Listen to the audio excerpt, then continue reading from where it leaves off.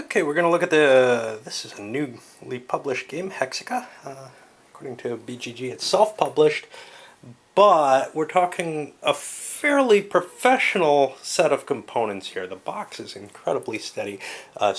We'll go over that more in the review section of things. This is just kind of the introduction. One thing I want to note is that the designer of the game put out an outstanding tutorial to the whole game. So this is a fairly simple game. I will probably hit most of the rules, but if you have any questions, that is really the place to go for this. Okay, so this is going to be kind of a space exploitation game. The goal of the game is to capture these little flags. There's going to be little white flags, and the number depends on the number of players there are in the game. I'm going to, of course, be doing this playthrough with 4 players. By the way, up front, I received this as a review copy via 2D6. We got a request for someone to review this, and, well, I'm a guy who really likes space games, so unfortunately they got stuck with me for it. Which means they'll get more information than you get out of some, but maybe a little less viewership. Okay, and a little less coherence. Okay, so the goal of the game is to capture some of these flags. Hey, it's a game of capture the flags. Except in a 2-player game, you want to fill up your flag track here. Now, at the beginning of the game, you start off with a certain number of ships. It's preset. You're going to start off with a mothership, which is kind of potent, a bunch of these harvesters, and a scavenger. And you've got the ship specs on here, and this is one thing. In the rules, it doesn't explain combat very well, but once you look at this, or their tutorial, you see it very, very easily how combat works. And we'll get to that in a moment. For the setup of the game, we've already got it set up. People come in on these start spaces. I'm going to see some other little places here. There's these gas clusters, which is where you can get some economic ability. Remember, that's not your goal in the game, but it may be because you produce ships in this game and you have to pay to repair them. There is an economic aspect. So in order to capture flags efficiently, you may need to harvest your gas clusters. Now, let's see what we do for setup. So, high roller goes first. I'll be playing counterclockwise instead of clockwise, just to be weird, and I'll be starting with this guy. Again, I don't want to roll some dice for no good reason.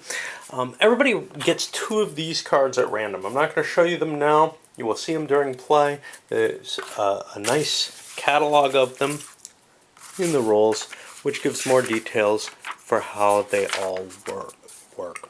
They're color-coded, which is somewhat confusing. When I first looked at it, I thought maybe they were divided by player. They're not.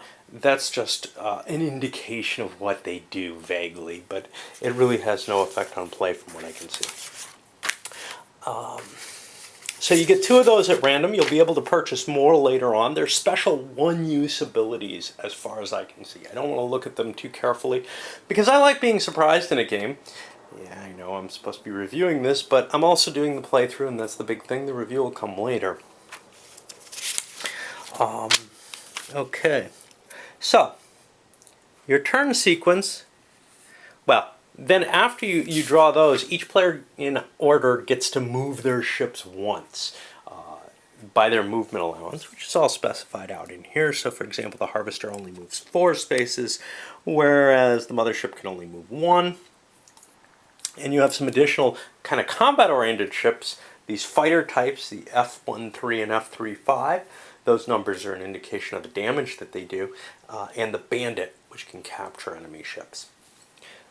Those are not yet in play. You have to buy them with resources that you harvest, because you don't start out with any cash at the beginning of the game. So after you move, at the beginning of the game, then you start the actual game, and in your turn, in each player turn, the first thing you do is you roll for a flag. And you roll these 2 dice, and they'll create a cross-reference here. You can see the purple die runs along here from 1 to 12, and the yellow die here, and it should be able to give you a unique hex. and one of these white squares comes off the board, or off the track, and onto the board. And that becomes a victory point that's available. Remember, you only need, what, 5 of those to win the game. Then you roll for a money bonus. You just roll a 6-sided die and you get that much cash as far as I can see. Then you get harvester money. Each of these gas clusters that you have a harvester in, and again the colors don't seem to mean anything, you get, although maybe they affect the cards, you get 2 credits, $2. Then you're allowed to spend your money, and you're allowed to spend your money on a number of things. First of all, you can buy new ships, and they'll show up with your mothership. Now, there's no stacking in this game for the most part. You can see everybody's stacked at the beginning of the game. You have to rectify that immediately, and you have to maintain it throughout the game. But when you buy new ships, they show up with your mothership, so you'll have to move them to separate. And the cost for ships is listed on here as well. It's also how many hit points of damage they can take. Hit points of damage will be tracked with these other colored cubes here. They're used kind of like change. It'd be kind of nice to have numbers on them, but Euro people, I guess, like little wooden bits that they can chew on better. Repairing damaged ships, you can pay $1 per point of damage on your ships to repair that damage at this point. That's probably a good idea if the ships are of value to you still. And then the final thing is you can spend 8 credits to buy a new special one-use card. No clue what you're going to get, though. It's random, remember? Okay. Then you're allowed to move your ships, and you can move all your ships. You don't have to. Up to their speed. Very much like standard wargaming type ideas. Their speed, which is the central column here. You'll see the mothership is very slow, whereas the F-13 is very, very fast. And yes, if I hadn't seen the video, I would be calling them F-13s and F-35s. Okay. The salvager only, that's this ship, is allowed to pick up flags.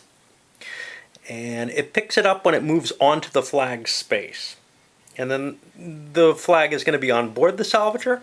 I believe it's only allowed to have 1 flag at a time. You can drop it off in space if you like. If you get destroyed in combat, you drop it automatically. It doesn't get destroyed. And that's important because the number of flags is what determines how long the game is going to last.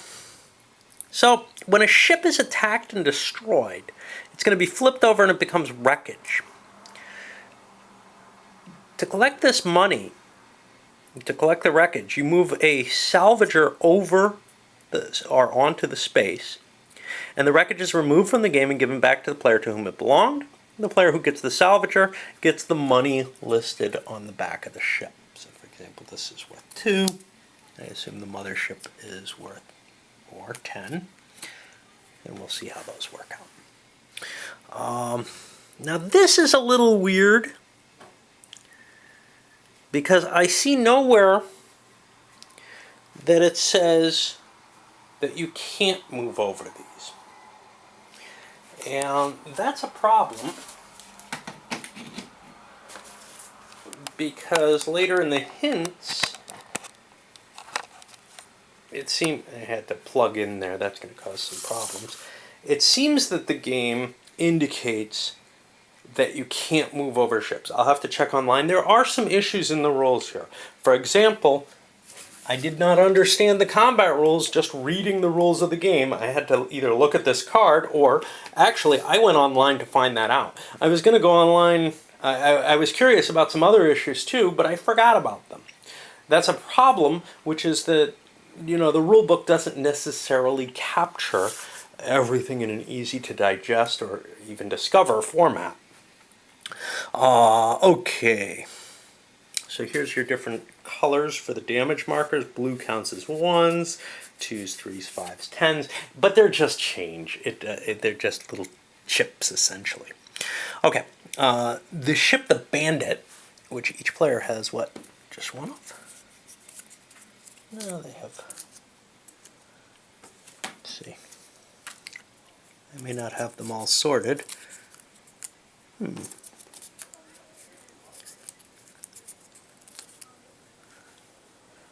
Bandits are, yeah, I hate iconography. Bandits are these guys. There are two different types of fighters. How do you tell them apart? Some of them have double and some of them have single. That's hard to tell apart for me, at least at a glance. I guess it's okay. They're fighters. Okay. So the bandit has a special attack ability, which is that he can capture an enemy ship, and we'll get to that in a moment. Ships also have a defensive value, which is essentially that they have a 1 in 6 chance of defending themselves. This is the combat segment of the game, which comes, let's find that sequence of play somewhere. Is it on the board or anything? Nah, nothing that useful, but it is probably over here, yeah. So you roll for the flag, you roll for the money, you just get some extra money. You get your harvester money, you spend the money on the things as listed, you move your ships, and then you attack. And we're in the attacking phase right now. Ships can fire at a range as listed on here. Now you'll notice some of the ships, the harvester and the salvager, have no combat ability essentially. But other ships have a ranged attack factor, the mothership going out to 6 hexes. The F-35s, the heavier fighters, can go 2 hexes. Everything else is 1 hex. Okay, well, let's look at the different ships. When a bandit attacks, it rolls a die, and on a 1 or a 6, and they'll be using the red die for this, it captures the enemy ship. But every enemy ship gets to roll a defensive die. And the defense says, if I roll a 1, your attack didn't work. Now, for the fighters and the mothership, when they attack, they have to worry about high or low. Okay, a 1, 2, or 3 will do 5 points of damage with the mothership. A 4, 5, or 6 will do 7. Likewise over here with the F-35, 3 or 5. And finally down to the little F-13, 1 or 3 points of damage. So you'll be rolling high or low to see how much damage you do, either the higher or lower amount. And the defender will roll a die in order to see if they can negate that damage entirely. With the bandit, well, he's got a slight chance, a 30% chance, of capturing an enemy ship, except the mothership. But again, there's that defensive role in play. That's most of it. Really. It is a fairly simple game. Is it too simple? That's what we're going to find out. My gut tells me, I don't know if I'm going to like this. But there's nice components. And it does seem like a clean and interesting design. The advanced system cards, these are the special sauce. These are going to give you, some special little abilities that maybe add a little bit of flavor to this very, very simple design to try to stretch it out a little bit more and give it a little bit of an oomph. So, now here's kind of where my issue is.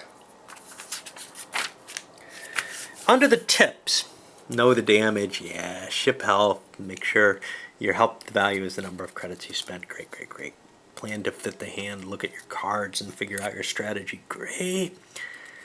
But here we go, harvester walls. Harvesters are a crucial part of any fleet and not just for economic importance. Place them on spaces adjacent to your mothership to prevent attacks from F-13s. That makes sense, F-13s can only attack at range 1. Even after they've been destroyed, the wreckage will form an effective defense. How's that? I'm not sure. The rules do not specify that I can see this particular aspect. Moving over wreckage would be the rule you'd expect it to be in.